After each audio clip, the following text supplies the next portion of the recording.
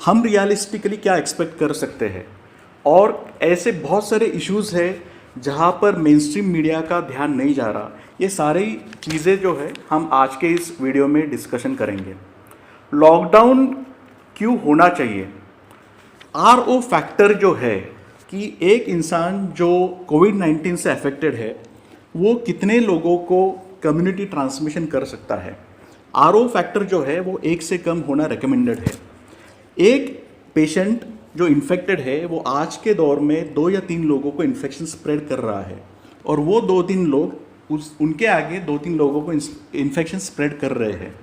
ये साइकिल अगर 10 बार रिपीट हो गया तो पहला जो इंसान है उससे 25,000 25,000 लोगों तक कोविड-19 का इन्फेक्शन स्प्रेड हो सकता है। इसीलिए पेशेंट्स जो है, ऐसे जो लोग हैं, इनको आम लोगों से दूर रखना और सीवियर लॉकडाउन इम्पोज करना, इससे काफ़ी मात्रा में कम्युनिटी ट्रांसमिशन रोका जा सकता है, ऐसे एक तबके का मानना है। यही मॉडल वुहान में, सिंगापुर में और हांगकांग में इम्प्लीमेंट किया गया था। दूसरी चीज़ ये भी है, हमारे पास 10,000 से भी कम ICU के बेड्स हैं। आइसोलेशन बेड्स जहाँ पर कोविड-19 के पेशेंट्स को दूसरे पेशेंट से अलग रखा जाता है और उनका ट्रीटमेंट किया जाता है, वो भी अराउंड 40,000 है। हॉस्पिटल की जो संख्या है वो भी बहुत लिमिटेड है। जो हॉस्पिटल्स हमारे पास है वहाँ पर भी पहले के पेशेंट्स एडमिटेड है। इसलिए जो फैसिलिटीज़ और इंफ्रास्ट्रक्चर है वो काफ़ी मात्रा में लिमिटेड है और अपग्रेड करने के लिए हमें काफ़ी समय लगने वाला है। लॉकडाउन क्यों हटाना चाहिए, वो कौन सा सही समय है जब हम लॉकडाउन हटा सकते हैं। लॉकडाउन हमने करके रखा है क्योंकि हमें कोरोना वायरस से इन्फेक्टेड पेशेंट्स को बचाना है, मगर कहीं ऐसा ना हो कि उन पेशेंट्स को बचाने के लिए जो सारी इकोनॉमिक एक्टिविटी बंद है और उससे अफेक्टेड जो बहुत सारे लोग हैं उनकी लाइफ और सस्टेनेबिलिटी तो हमने धोखे में नहीं डाली। इसके बारे में भी हमें सोचना पड़ेगा। कोरोना वायरस से जूझने के लिए हमें बहुत कुछ करना है, मगर क्या हमें सब कुछ करना है। मान लीजिए हम गाड़ी से हाईवे से जा रहे हैं, 120 किलोमीटर के स्पीड से जा रहे हैं। इस रफ्तार से अगर हम जाते हैं तो पॉसिबिलिटी है कि एक्सीडेंट्स हो सकते हैं, कैजुअलिटीज़ हो सकती है। गवर्नमेंट एक रूल लेके आती है कि गाड़ी आपको 5 किलोमीटर की रफ्तार से चलानी है।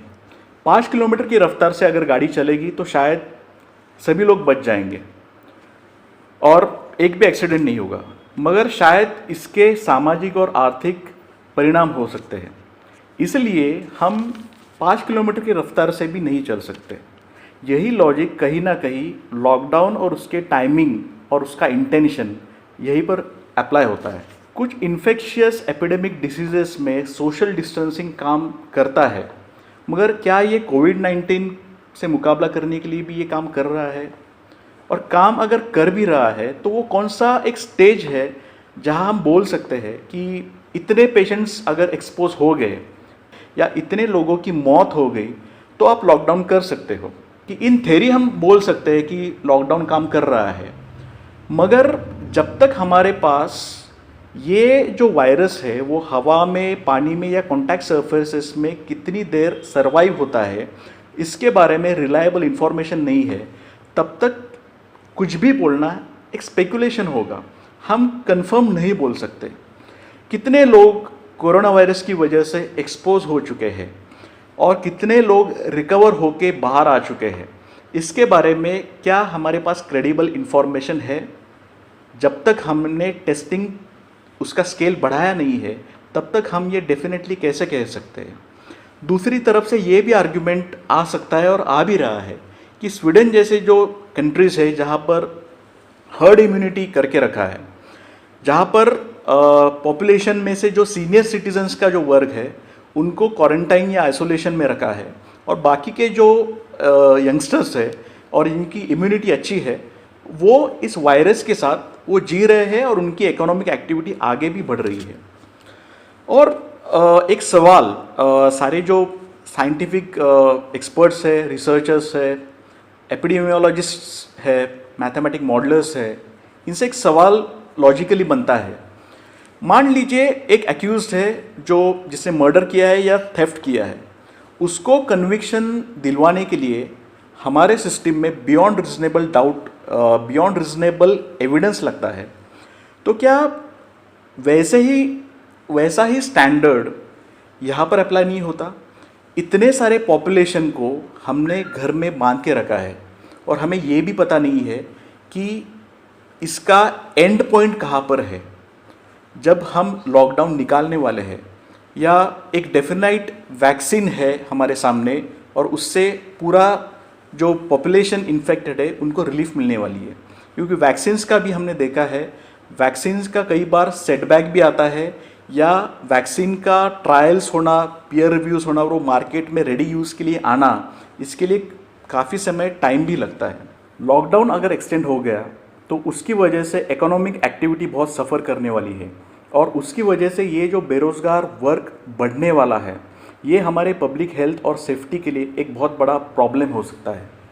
मनरेगा जो है, Mahatma Gandhi national rural employment guarantee scheme, ये हमारे यूथ को 100 डेज़ का गारंटेड एम्प्लॉयमेंट देता है। हमारे पास इम्यूनाइजेशन प्रोग्राम्स है, न्यूट्रिशनल प्रोग्राम्स है, इंस्टीट्यूशनल डिलीवरीज है, ये सारे जो मेडिकल या सोशल वेलफेयर स्कीम्स है, अगर लॉकडाउन एक्सटेंड हो गया तो सरकार को कहीं ना कहीं इन प्रोग्राम्स की जो फंडिंग है वो भी कम करनी पड़ेगी। तो ऐसा ना हो कि कोरोना वायरस से तो हम लड़ रहे हैं मगर उसकी वजह से कुछ नए इन्फेक्शियस डिसीजेस उभर के आए, ये हमें अवॉइड करना चाहिए। कुछ सवाल मेरे लिए या हमारे जैसे middle class section of the society के लिए, क्या कोई सरकार ऐसा कह सकती है कि इसके बाद देश की सारी जनता का जो इनकम रहेगा या उनकी जो सैलरी है, पेंशन्स है, वो एक समान रहेगी? जो डेली वेज लेबरर्स है, माइग्रेंट्स है, poor class of the society, क्या उनको कोई सरकार बोल सकती है कि आप मैंशंस में, बंगलोज में या फर्निश फ्लैट्स में शिफ्ट हो जाओ? क्या हम लोग तैयार हो जाएंगे? एक सोसाइटी के स्तर पर हम इस लेवल पर नहीं पहुँचे हैं अभी तक कि जो हमारे बिहाफ पे वहाँ पॉलिसीज़ या पॉलिसी डिसीजंस ले रहे हैं वो इन तबके से नहीं आता है। इसलिए थोड़ा सा हमें इन सेंसिटिव इश्यूज़ के बारे में भी सोचना ज़रूरी है। एविडेंस बेस्ड सोशल डिस्टेंसिंग के मेजर्स हमें इम्प्लीमेंट करने पड़ेंगे। जैसे कि मैंने पहले भी बताया, स्वीडन की जो हर्ड इम्यूनिटी के बारे में काफ़ी चर्चा हो रही है और हमें वही स्टेप्स इम्प्लीमेंट करने होंगे जो परमानेंटली हम काफ़ी लंबे समय तक इम्प्लीमेंट कर सकते हैं। इकोनॉमी और हेल्थ को बैलेंस करना ज़रूरी है। फाइनेंस मिनिस्ट्री के एक सीनियर ब्यूरोक्रेट के हिसाब से एक दिन अगर हमारा देश लॉकडाउन में चला जाता है तो $8 बिलियन का नुकसान है। यही लॉकडाउन अगर 30 दिन तक कंटिन्यू हो जाता है तो $250 बिलियन का नुकसान है। ये लॉकडाउन अगर अगले कुछ दिनों में कुछ हद तक अगर हम निकाल पाते हैं तो इकोनॉमिक रिकवरी अगले साल के एंड तक हम एक्सपेक्ट कर सकते हैं। मगर लॉकडाउन अगर बहुत ज़्यादा दिन तक कंटिन्यू रहा तो may be economic recovery beyond repair हो सकती है। इसके बाद रीजन स्पेसिफिक, सेक्टर स्पेसिफिक और फेज्ड एग्जिट हम एक्सपेक्ट कर सकते हैं और जो ऑलरेडी हो रहा है। वैक्सीन्स के बारे में जैसे मैंने पहले भी डिस्कस किया, जब ये सारे वैक्सीन्स पीयर रिव्यूज़ ट्रायल्स के बाद मार्केट में रेडी टू यूज़ कंडीशन में आ जाएंगे तभी हम कहीं ना कहीं लॉकडाउन को पूरी तरीके से लिफ्ट करने के बारे में रियलिस्टिकली एक्सपेक्ट कर सकते हैं। ओवरऑल अगर हम देखें तो कोई एक सॉल्यूशन नहीं है, हमें कॉम्बिनेशन ऑफ सॉल्यूशंस को करना पड़ेगा। जैसे कि इंडिया टुडे के ई कॉन्क्लेव में डॉक्टर सिद्धार्थ मुखर्जी ने बताया था कि जो सस्पेक्टेड लोग हैं उनको क्वारंटाइन करो, ज़्यादा से ज़्यादा टेस्टिंग करो, जो सस्पेक्ट्स है उनके कांटेक्ट में आने वाले जो दूसरे लोग हैं उनका कांटेक्ट ट्रेसिंग करो, उनका भी टेस्टिंग करो, क्वारंटाइन करो, यूनिवर्सल मास्किंग करो, ज़्यादा से ज़्यादा लोग, बल्कि बाहर अगर आप निकलोगे तो सभी लोगों ने मास्क पहनना ज़रूरी है। ये सारे स्टेप से ही हम वायरस का जो कम्युनिटी ट्रांसमिशन और स्प्रेड है वो कम कर सकते हैं।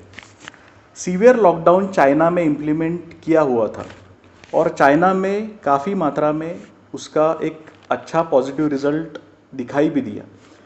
अभी रिस्ट्रिक्शंस ईज आउट करने के बाद एक second wave of corona virus फिर से आ सकता है या नहीं, इसके बारे में कोई गारंटेड कह नहीं सकता। सिंगापुर और हांगकांग ये भी ऐसे सिटीज़ है, मॉडल्स है, जहाँ पर लॉकडाउन सीवियरली इम्पोज किया नहीं था, मगर वहाँ का जो एक इकोनॉमिक एक्टिविटी है, स्कूल्स है, मैन्युफैक्चरिंग एक्टिविटीज़ है, ओवर क्राउडेड स्पेसेस है, मॉल्स है, ये काफ़ी पहले ही बंद किए हुए थे और वहाँ के लोगों ने खुद को ही सेल्फ आइसोलेट करके बहुत ज़्यादा प्रिकॉशंस लिए थे। इसकी वजह से वहाँ कोरोना वायरस से लड़ने के लिए वहाँ की सरकारों को काफ़ी मात्रा में एक सक्सेस मिला था। इसलिए टेस्टिंग ये जो है, जो मैं बार बार दोहरा रहा हूँ और इसके पहले के वीडियो में भी मैंने बताया था, टेस्टिंग एक सिंगल मोस्ट इम्पॉर्टेंट थिंग है जो हमें करना ही चाहिए। और बाकी के कंट्रीज़ में ही नहीं, हमारे कंट्री में भी केरला एक जो स्टेट है, उनका भी हम मॉडल देख सकते हैं कि उन्होंने बहुत ज़्यादा प्रोपोर्शन में टेस्टिंग किया था और आज नए केसेस केरला में बहुत कम है। ओवर क्राउडिंग, स्पेसिंग, वेंटिलेशन, ये जो सारी चीज़ें हैं, इसके बारे में हमने पहले क्यों नहीं सोचा है। ट्यूबरकुलोसिस, टीबी से हर साल इंडिया में 2 लाख से ज़्यादा लोग मर जाते हैं। ट्यूबरकुलोसिस है, स्कैबीज़ है, रेस्पिरेटरी इन्फेक्शंस है, गैस्ट्रोइंटेस्टिनल इन्फेक्शंस है, ये सारे जो डिसीजेस है ये ओवर क्राउडिंग से फैलते हैं। तो जो हमारे स्लम्स है, पब्लिक ट्रांसपोर्ट है, बसेस, ट्रेन्स, गारमेंट फैक्ट्रीज, यहाँ पर जो ओवर क्राउडिंग होता है, इससे जो कई सारे डिसीजेस बढ़ते हैं, इसके बारे में हमने अभी तक सीरियसली क्यों नहीं सोचा है। जो हमारे घरों के प्लान्स होते हैं उसमें एडिक्वेट स्पेसिंग, वेंटिलेशन, उसके बारे में भी अभी तक हमने एक अर्बन प्लानिंग जब करते हैं तब इस चीज़ को हमने प्रायोरिटी अभी तक क्यों नहीं दी है, और देना ज़रूरी है या नहीं आप खुद सोच सकते हो। एक और चीज़ जो बोलना ज़रूरी है, फिज़िकल डिस्टेंसिंग करना रेकमेंडेड है, मगर माइंड डिस्टेंसिंग हमें नहीं करना चाहिए। आपके एरिया का कोई डेली वेज लेबरर या ऐसा इंसान जिसको बहुत ज़्यादा एक्सेस नहीं है, वो अगर पॉजिटिव पाया जाता है तो क्या प्रिकॉशंस लेने चाहिए, क्या करना चाहिए, क्या नहीं करना चाहिए, उसको सोर्स ऑफ इन्फॉर्मेशन क्या है, उसने कहीं से कुछ सुना है या व्हाट्सएप पे कुछ फॉरवर्ड आया है, उससे वो कुछ कर रहा है, ऐसे लोगों को हमें इनफैक्ट इन्फॉर्मेशन देनी चाहिए और मदद करनी चाहिए। कई बार ये पाया जाता है कि ऐसे लोगों को वहाँ की कम्युनिटीज़ उन पे बहिष्कार डाल रही है, ये हमें अवॉइड करना चाहिए। HIV के बारे में भी यही दिखाई दिया था। तो जितना हो सके हमें इन लोगों को हेल्प करना चाहिए। आप सारे प्रिकॉशंस ज़रूर लीजिए, फिज़िकल डिस्टेंसिंग रखिए, मगर इनको इन्फॉर्मेशन दीजिए, जितना हो सके अपने तरफ से इनको मदद करिए। होप मैं ये जो एक मैसेज देने की कोशिश कर रहा हूँ इससे आप रिलेट कर सकते हो। जितना हो सके एक दूसरे की मदद करनी है, पॉजिटिव रहना है, एक दूसरे को मोटिवेट करना है।